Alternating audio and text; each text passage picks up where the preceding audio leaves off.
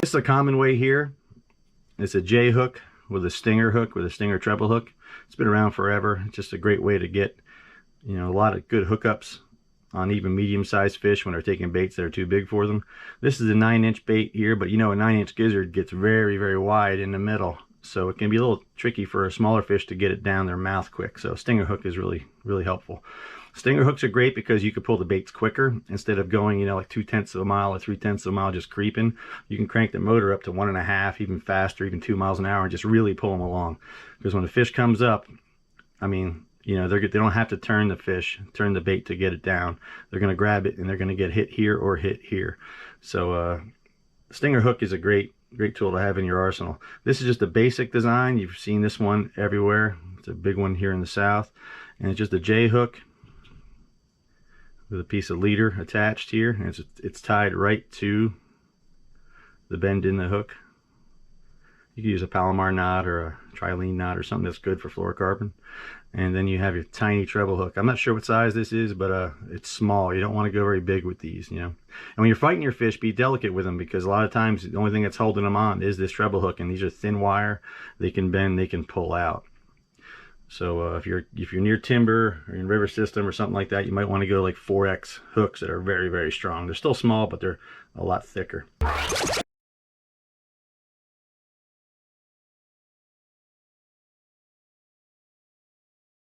This little trick here is a good one. This one will win a tournament here. I have never showed this one before, and it goes with the idea of, you know, when a fish will not hit a bait with a big honking scary hook in its face, it just won't hit it. We'll just delete it. You know, a lot of the times the fish just hits the stinger anyway. So I have a clip here, and I've used swivels in the past. You can put a swivel on this, and you just clip this to the lip, inside lip of the gizzard shad, and then you can go ahead and put your stinger in his back here if you want, or you can put it in the anal fin down here. Like I said, most of the time they hit the stinger anyway, but you know, it's only when the fish are extremely, extremely finicky. Maybe crystal clear water, maybe they're smaller fish, maybe you netted a bunch of bait that's just bigger than what you'd like. This is a good tip right here, because a lot of the smaller fish just get nipped the tail anyway. It's all give and take here. You know, you're getting some stuff and losing some other.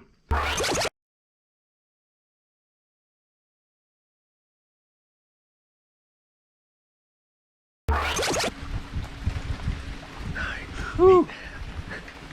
Everything I got's running.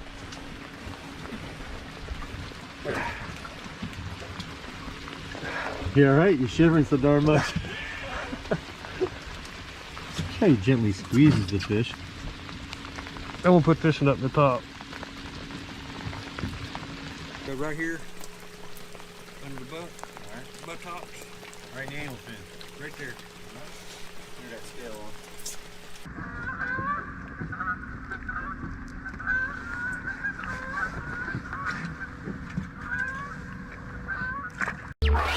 All right, these are two of the baits that we caught. This is a gizzard shad here. This is a threadfin. The herring were much larger. You saw those earlier. You'll see they both have that little threadfin on the dorsal, so that's not the way to tell them. If you look at the mouth, see how blunt that top nose is? And this mouth here is a little closer to the mouth of a herring. Also the yellow tail,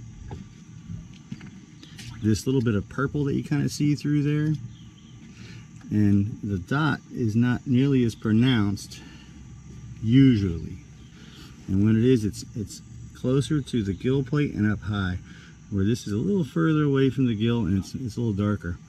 But you can see that yellow fin in the mouth like a herring. Big difference. That's really the best way to tell. All right, I'm gonna take a minute and show you our rig here. This is a 2/0 owner hook. This is a circle. I like the ones with the straight eye. MUTU is the model number. The demon circles are nice. Owner, really good hooks. I really like them. That straight eye is important. All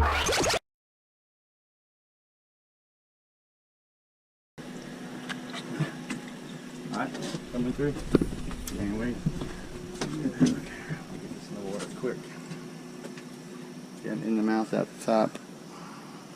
And the reason I do that is because I have found that they get less foul hook that way. If you go through the nostrils, I would have to use one of those little bait buttons sliding up the line and rehooking the hook point back into the bait's head. Fishing some planer boards back in the creek. So we got some good sized gizzard bait. We're gonna hook them in the nose. I don't know if you can see here real quick. That little orange piece of rubber right there. These are called bait buttons. They have them in Bass Pro. They have a little dispenser. And what we do is we put those there. We hook these baits.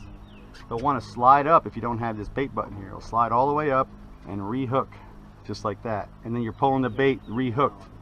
And you'll get hits and fish come off and you can't figure out what's wrong. That's what's wrong. So this little bait button keeps it from sliding up.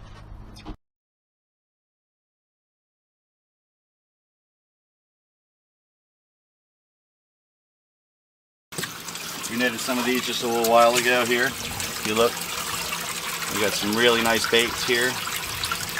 Normally you don't want to net that many at one time. I'm just doing it for the video purpose. You only want to net one at a time. Now what I like to do is I put this little rubber piece here. It's off a plastic worm.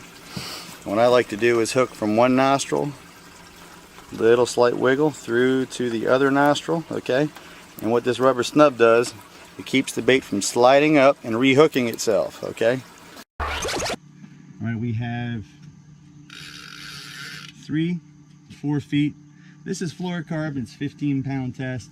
This water's not terribly clear. You don't need fluorocarbon in water like this necessarily, but I like to go ahead and use it on everything. You never know, right? Now my main line is 30-pound test. That's because we use these rods and reels for everything. So we'll troll with them, we'll use cut bait, we'll fish in salt water where there's fish this big, and we'll use them in lakes where there's fish this big. Basically, we change our leader depending on the fish we're going for. So if we're using small baits, we'll go with lighter line if we can get away with it. If we're in cover or tight to, structured, we have to go a little heavier. But here, there wasn't much structure. Rocks in some area, but these fish are pretty much coming to the top when they're hooked up. And there's nothing really solid on the bottom except for a few little areas. So we only went with 15-pound test.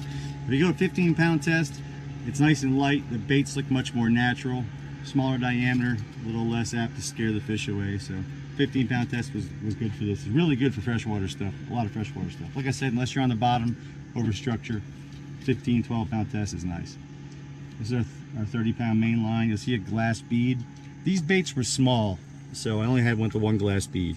If we have big baits where they can really pull and really put some action on the line, I like to go with 2 or 3 glass beads because they'll rattle and knock together.